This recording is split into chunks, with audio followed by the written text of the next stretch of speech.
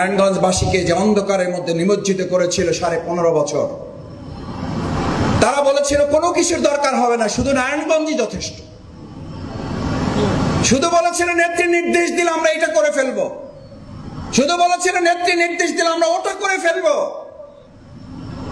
আমি আপনাদের কাছে আজ নারায়ণগঞ্জবাসীকে সাক্ষী রেখে জানতে চাই, আপনার নেত্রী এমন অপকর্ম করলেন, সেই নির্দেশটুকু দেওয়ারও তো তিনি সময় পেলেন না। যে নারায়ণগঞ্জে আমরা এখানে বসেছি, গোটা বাংলাদেশ শুধু নয়, গোটা পৃথিবীর মানচিত্রে বাংলাদেশকে একটা সন্ত্রাস এবং ত্রাসের রাজত্ব হিসাবে পরিচিত করা হয়েছিল, এবং সেই সন্ত্রাস এবং দখলদারিত্বের রাজত্বের মূল নায়ক হিসেবে যারা এই নারায়ণগঞ্জের ভূমিকা রেখেছেন, আমরা আজকে ঘৃণা এবং ধিক্কার জানাই আমাদের এই প্রিয় মাতৃভূমি রক্তে রঞ্জিত শহীদদের বাংলাদেশকে। তারা সন্ত্রাস এবং নৈরাজ্যের রাজ্যত্বের পাশাপাশি খেলা হবে বলে আমাদেরকে যে অপমান লাঞ্ছনা করেছেন, সেখান থেকে হেফাজত করেছেন। ভবিষ্যতে আর খেলা হবে না, এখন শুধু ন্যায়ের প্রতিযোগিতা হবে। জামাত ইসলামী নারায়ণগঞ্জ মহানগরী উদ্যোগে আয়োজিত আজকের এই বিশাল কর্মী সম্মেলন, নারায়ণগঞ্জ মহানগরী জেলার সম্মানিত নেতৃবৃন্দ, ওলামা ইকরাম, ইমাম, খতিব, শিক্ষক, শ্রদ্ধাভাজন সুধী মণ্ডলী, সাংবাদিক ভাই বন্ধুগণ, সম্মানিত ছাত্র যুবক ভাইয়েরা, আসসালামু আলাইকুম ওয়া রাহমাতুল্লাহি ওয়া বারাকাতুহু। আল্লাহ শুকরিয়া আদায় করছি যে আল্লাহ তাআলা আমাদের এই প্রিয় মাতৃভূমি বাংলাদেশে 2024 সালের 5ই আগস্ট পরবর্তী ছাত্র জনতার সফল গণ অভ্যুত্থানের মধ্য দিয়ে আমাদেরকে একটি সুন্দর পরিবেশে উন্মুক্তভাবে এখানে বসে আল্লাহর শুকরিয়া আদায় করার তৌফিক দিয়েছেন। সেই আল্লাহ তাআলার প্রতি প্রাণ খুলে আমরা সবাই শুকরিয়া আদায় করি, আলহামদুলিল্লাহ। সম্মানিত ভাইয়েরা, বাংলাদেশের বর্তমান প্রেক্ষাপট যদি আপনারা সামনে রাখেন, আমরা যদি সামনে রাখি, বিশেষ করে যে নারায়ণগঞ্জে আমরা এখানে বসেছি, গোটা বাংলাদেশ শুধু নয়, গোটা পৃথিবীর মানচিত্রে বাংলাদেশকে একটা সন্ত্রাস এবং ত্রাসের রাজত্ব হিসাবে পরিচিত করা হয়েছিল, এবং সেই সন্ত্রাস এবং দখলদারিত্বের রাজত্বের মূল নায়ক হিসেবে যারা এই নারায়ণগঞ্জের ভূমিকা রেখেছেন, আমরা আজকে ঘৃণা এবং ধিক্কার জানাই আমাদের এই প্রিয় মাতৃভূমি রক্তে রঞ্জিত শহীদদের বাংলাদেশকে। তারা সন্ত্রাস এবং নৈরাজ্যের রাজ্যত্বের পাশাপাশি খেলা হবে বলে আমাদেরকে যে অপমান লাঞ্ছনা করেছেন, সেখান থেকে হেফাজত করেছেন। ভবিষ্যতে আর খেলা হবে না, এখন শুধু ন্যায়ের প্রতিযোগিতা হবে। আমরা খেলার রাজত্ব শেষ করে দিয়েছে ছাত্র জনতা।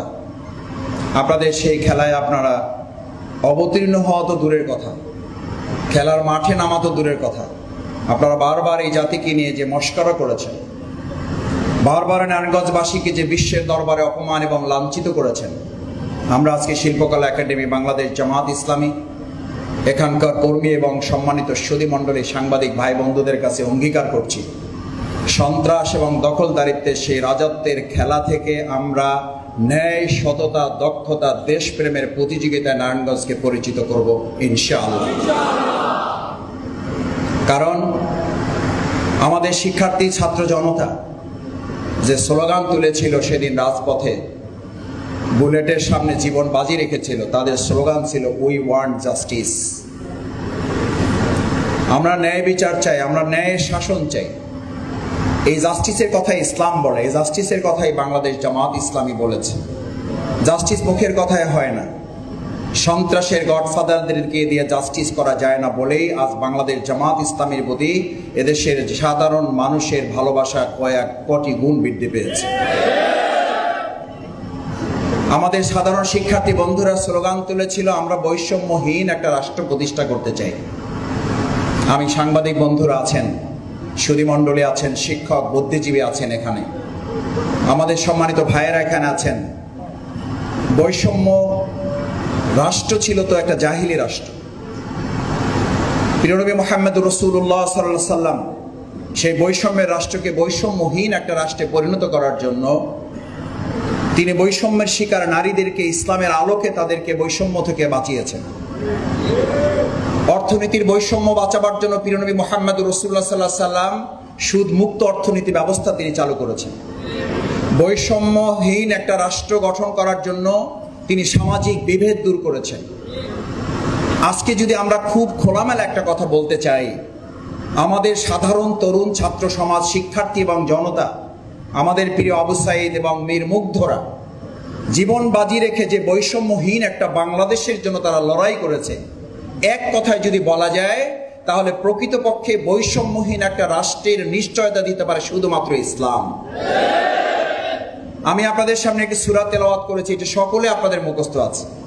দেখেন, আল্লাহ তাআলা নিজেই ঘোষণা করেছেন। আমাদের অনেকে জিজ্ঞেস করেন, সাংবাদিক ভাইয়েরা জানতে চান, বিভিন্ন রাজনৈতিক দলের ভাইয়েরাও মাঝে মধ্যে আমাকে প্রশ্ন করেন, ফোন করেন, মেসেজ দেন যে মাসুদ অথবা মাসুদ ভাই, এই গণ অভ্যুত্থান পরবর্তী বাংলাদেশে ইসলামের প্রতি, জামাত ইসলাম, ইসলামী ছাত্র শিবিরের প্রতি মানুষের এই ভালোবাসাটা হঠাৎ করে এই গণবিপ্লবে, গণ অভ্যুত্থানে, গণভালোবাসায় পরিণত হলো কেন? আমি তখন তাকে সূরার কথা বলি। আল্লাহ তাআলা যখন তার বান্দা, তার রাষ্ট্রে, তার সমাজে তিনি তার সাহায্য এবং বিজয় দেন, তখন এটা আল্লাহর আরেকটা নেয়ামত। এই সাহায্য এবং বিজয়ের সাথে আরেকটা বোনাস নেয়ামত, ফি দীনিল্লাহি আফওয়াজা। দলে দলে মানুষ মানুষের আদর্শের দিকে ধাবিত হবে না, দলে দলে মানুষ আল্লাহর দ্বীনের দিকে ধাবিত হবে। তারই প্রমাণ বাংলাদেশ জামাত ইসলামী। এটি বাংলাদেশ জামাত ইসলামের আলাদা কোনো কৃতিত্ব নয়, এটি আব্দুল জব্বারের কোনো কৃতিত্ব নয়, এটি আমিরে জামাত ডক্টর শফিকুর রহমান ভাইয়ের কোনো কৃতিত্ব নয়। এটি যে সাহায্য এবং বিজয়ের উপরে বাংলাদেশের আজকে সুন্দর নতুন আরেকটা স্বাধীনতা আমরা পেয়েছি, সেই স্বাধীনতার সাথে এটা আল্লাহর আরেকটা নেয়ামত যে মানুষ মানুষের তন্ত্র মন্ত্রের দিকে ধাবিত হবে না, মানুষ সমস্ত বৈষম্যের বিরুদ্ধে বৈষম্যহীন একটা রাষ্ট্র প্রতিষ্ঠা করার জন্য ইসলামকে বেছে নিয়ে ইসলামের দিকে তারা ধাবিত হবে। তারই প্রমাণ হচ্ছে আজকে এই শিল্পকলা একাডেমি। ভাইয়েরা, আপনাদের নিশ্চয়ই মনে আছে, এরকম এক পবিত্র জুমার দিনে ঢাকার পল্টনে, বাইতুল মুকাররমে, পল্টন মসজিদে আশেপাশে আমাদের ভাইয়েরা শুধু নামাজ পড়তে যেত। এই আজকের মতো একটু পরে আপনারা যেমন জুমার নামাজ আদায় করতে যাবেন, জুমার নামাজ আদায় করতে যেত। শুধু জুমার নামাজের পর দলে দলে লোকরা মসজিদ থেকে বের হতো। এই অপরাধে তৎকালীন কতিপয় পুলিশের সদস্যরা গেট লাগিয়ে দিয়ে একজন একজন করে বের করতো। মনে হতো ওটা আমাদের বাংলাদেশ না, এটা রক্তাক্ত আর একটা ফিলিস্তিন। যারা করেছেন তারা কোথায়, জাতি জানতে চায়, জাতি এটাও জানতে চায়।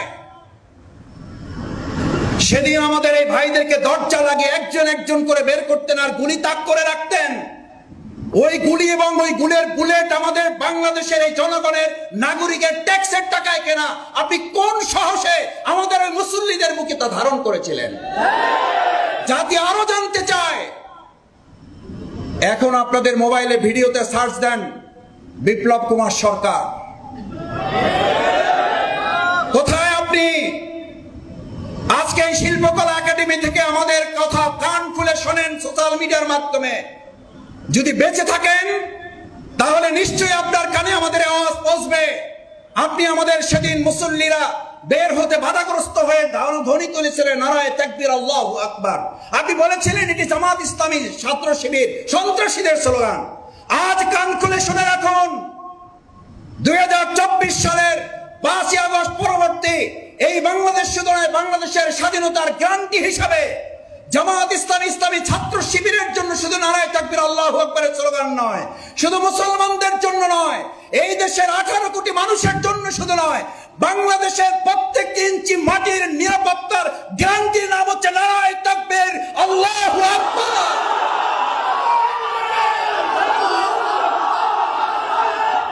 আমাদের সেই নারায়ে তাকবীর, আল্লাহু আকবারকে আপনারা জঙ্গি স্লোগান বলে দিলেন। আপনারা সেই নারায়ে তাকবীর, আল্লাহু আকবারকে জঙ্গি স্লোগান বলে জামাত ইসলামী ইসলামী ছাত্র শিবির এবং মসজিদ থেকে বের হওয়া দাড়ি টুপি মুরব্বীদেরকে আপনারা জঙ্গি বানিয়ে, জামাত শিবির বানিয়ে তাদেরকে সেদিন বাধাগ্রস্ত করলেন। আমাদেরকে জঙ্গি হিসেবে প্রমাণ করার চেষ্টা করলেন। সম্মানিত নারায়ণগঞ্জবাসী, 2024 সালের 5 আগস্ট এবং তৎপরবর্তী বাংলাদেশের যে চিত্র এখন আমাদের সামনে আছে, আমাদের মানুষ, এদেশের জনগণ শুধুমাত্র 3টি আশায় আমাদের এই বাংলাদেশের জন্য তারা রক্ত দিয়েছে। আমাদেরকে অনেকে বলেন এই দায়, এই মানুষের জীবন, এই রক্ত, এই হাত, এই পা, এই চোখ হারানো। আমরা তো এখন যত দিন যাচ্ছে তত লাশের সংখ্যা, এখনো শহীদের সংখ্যা বাড়ছে। এখন আহত বঙ্গুত্ব মানুষের কান্নার ধ্বনি থামেনি। আপনারা জানেন কিনা, নিশ্চয়ই জানেন, চক্ষু হাসপাতালে কয়েক শত শুধু আহত অবস্থায় আছে, যাদের চোখের আলো জ্যোতি আর তারা কখনো ফিরে পাবে না। সেই মানুষগুলোকে, সেই অন্ধ লোকগুলোকে জিজ্ঞেস করা হয়েছিল, এই ফ্যাসিস্ট খুনি হাসিনার সরকার এবং তার কিছু সন্ত্রাসী বাহিনী এবং পুলিশের কতিপয় সদস্য যারা গুলি দিয়ে আপনার চোখের জ্যোতি কেড়ে নিল, আপনার অনুভূতিটি কি? আজ নারায়ণগঞ্জবাসীর এই দায়িত্ব নিতে হবে। বাংলাদেশ জামাত ইসলামীর এই কর্মীদের দায়িত্ব কাঁধে নিয়ে এখান থেকে বিদায় নিতে হবে। ওই চোখের জ্যোতি হারানো ভাইয়েরা আনন্দের অশ্রু জড়িয়ে বলেছিল, আমার চোখের জ্যোতি দিয়ে যদি বিগত 15.5 বছরের অন্ধকার দূর করে দেশকে আলোকিত করা যায়, আমার গোটা জীবনের আলো দিয়ে হলো এই বাংলাদেশকে আলোকিত করার জন্য আমি আবার জীবন দেব।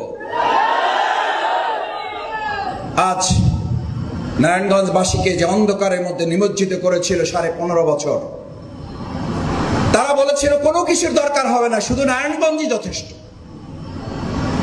শুধু বলেছিল নেত্রী নির্দেশ দিলে আমরা এটা করে ফেলবো, শুধু বলেছিল নেত্রী নির্দেশ দিলে আমরা ওটা করে ফেলবো। আমি আপনাদের কাছে আজ নারায়ণগঞ্জবাসীকে সাক্ষী রেখে জানতে চাই, আপনার নেত্রী এমন অপকর্ম করলেন, সেই নির্দেশটুকু দেওয়ারও তো তিনি সময় পেলেন না। আপনারা কার পিছনে ঘুরেছেন? বাংলাদেশ জামাত ইসলামী বারবার বলেছে, বাংলাদেশ জামাত ইসলামী এদেশের মানুষের তৈরি করা কোন তন্ত্র মন্ত্র দিয়ে একটা দেশকে মুক্ত করতে পারা যায় না, যাবে না, যাচ্ছে না। আপনারা এমন নেতা, এমন নেত্রীর পেছনে ঘুরলেন যারা 5ই আগস্টের পর 6ই আগস্ট নিজেরা নিজেদের মতো পালিয়ে গিয়ে দায়িত্বহীন কণ্ঠে আপনাদেরকে জানিয়ে দিল, শুধু দলের নেতা কর্মীরা, ওই দেশের প্রতিও আমাদের আর কোনো দায়িত্ব নাই। আমরা ধিক্কার জানাই, প্রাচীন দল বলে নিজেদেরকে যারা পরিচয় দেন, এরকম একটা দেশ, দেশের দলের কর্মী এবং দেশের জনগণের প্রতি যে আপনারা তামাশা করেছেন, এই দেশের মানুষকে নিয়ে যে আপনারা দায়িত্বহীন বক্তব্য দিয়েছেন, এই বক্তব্যের কারণে গণহত্যা শুধু নয়, এই বক্তব্যের উপর ভিত্তি করে এই দেশ, সমাজ, রাষ্ট্র, পৃথিবী যতদিন থাকবে, আপনারা আপনাদের আদর্শ দিয়ে বাংলাদেশে আর কোনোদিন রাজনীতি করতে পারবেন না। কারণ এটা জনগণের সিদ্ধান্তেরও দরকার নেই। আপনারা আপনাদের বক্তব্যের মাধ্যমে বলে দিয়েছেন এই দেশ এবং জাতির প্রতি আপনাদের আর কোনো দায়িত্ব যেহেতু নেই, আদর্শিকভাবে, নৈতিক কারণে আপনারা আর এই জাতির সামনে কোনোদিন উপস্থাপিত হতে পারবেন না। সম্মানিত ভাইয়েরা, প্রধান অতিথি মূল কথা বলবেন, আমি আর দুটো কথা বলে আপনাদের কাছ থেকে বিদায় নিতে চাই। 2024 সালের 5ই আগস্ট, তার আগের 4, তার আগের 3, তার আগের 2 আমাদের ভাইয়েরা, আমাদের বোনেরা 30শে জুলাই বলে নাই, মানে 1লা আগস্ট বলে নাই, 2রা আগস্ট বলে নাই, 3রা আগস্ট বলে নাই, কি বলেছিল? 32শে জুলাই, 33শে জুলাই, 34শে জুলাই, 35শে জুলাই। এই 33-35শে জুলাই পার করে যখন 1লা আগস্ট খুনি ফ্যাসিস্ট সরকার দেখলো ছাত্র জনতার আন্দোলনকে আর কোনোভাবে দমন করা যাচ্ছে না, তখন সর্বশেষ ট্রাম্প কার্ডটা তারা ব্যবহার করার জন্য ষড়যন্ত্রের অংশ হিসেবে বাংলাদেশ জামাত ইসলামী, ইসলামী ছাত্র শিবিরকে নিষিদ্ধের একটা ঘোষণা তারা দিল। আমি বলি, শেখ হাসিনা বিগত 15.5 বছরে আমাদের তো কোনো উপকার করতে পারেন নাই, ব্যর্থ হয়েছেন। 1লা আগস্ট গোটা বিশ্বের দরবারে বাংলাদেশ জামাত ইসলামী ছাত্র শিবিরকে আপনি একটা উপকার করে দিয়ে গেলেন। এই দেশের মানুষ আবার নতুন করে বুঝতে পারলো যে 2024 সালের 5ই আগস্টের আগে বাংলাদেশ জামাত ইসলামী ছাত্র শিবিরকে নিষিদ্ধ করার মধ্য দিয়ে আপনি প্রমাণ করেছেন এই আন্দোলন সংগ্রামের মূল পরিকল্পনাকারী হিসেবে আপনি জামাত শিবিরকে মানুষের কাছে তুলে দিয়ে গেছেন। এবং এটাও প্রমাণ হয়েছে জামাত ইসলামী ছাত্র শিবিরকে আপনি নিষেধ করেছেন, আপনি নিষেধাজ্ঞা দিয়েছেন, আপনি আমাদেরকে নিষেধ করেছেন। আর এদেশের তরুণ ছাত্র সমাজ জামাত ইসলামী, ইসলামী ছাত্র শিবিরকে বুকে ধারণ করে বিজয়ের পতাকা তারা উড্ডীন করেছে। সুতরাং জামাত ইসলামীর সাথে আদর্শিক এবং রাজনৈতিকভাবে দুইভাবে জামাত ইসলামের কাছে আপনি পরাজিত হয়েছেন। আদর্শিকভাবে পরাজিত হয়েছেন, রাজনৈতিক এবং নৈতিকভাবেও আপনি পরাজিত হয়েছেন।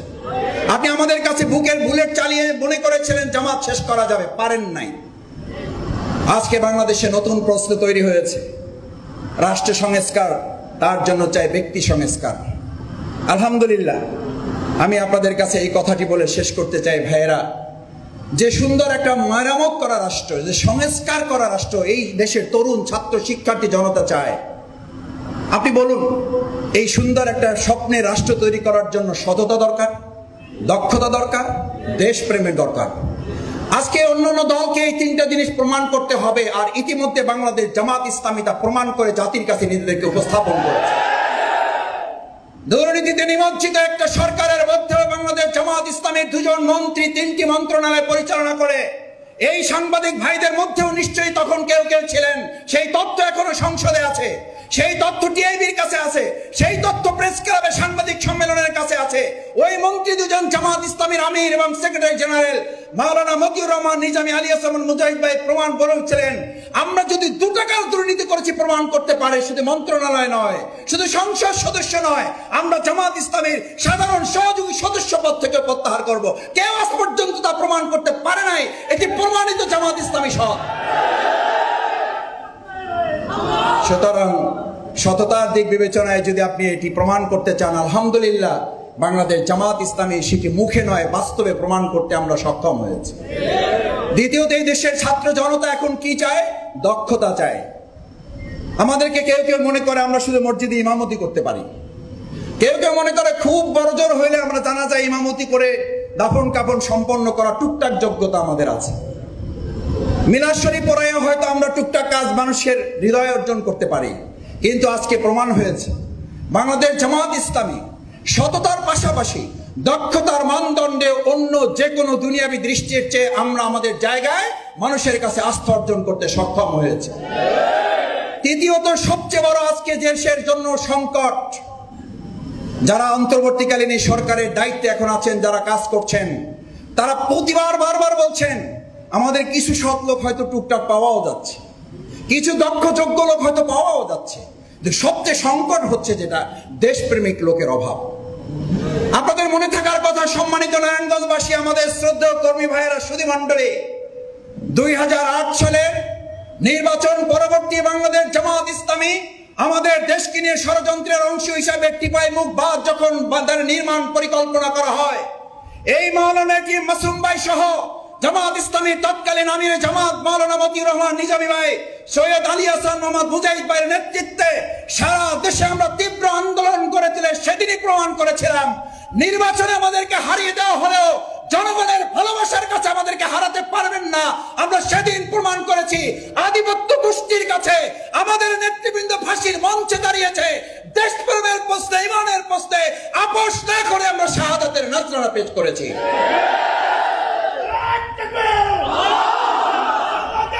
আমরা সেজন্য সম্মানিত ভাই এবং বন্ধুগণ, আপনাদের কাছে অনুরোধ করতে চাই, আসুন, যারা কর্মী হিসাবে এখানে এসেছি, যারা সুধী হিসাবে এসেছি, যারা সহানুধ্যায়ী ভালোবাসার অংশ হিসাবে এসেছি, আমাদের ভালোবাসাটা শুধুমাত্র যেন জামাত ইসলামের প্রতি না হয়, আমাদের ভালোবাসাটা হবে আমাদের ইসলামের প্রতি, আমাদের ভালোবাসাটা হবে আমাদের প্রিয় রাষ্ট্র বাংলাদেশের জন্য।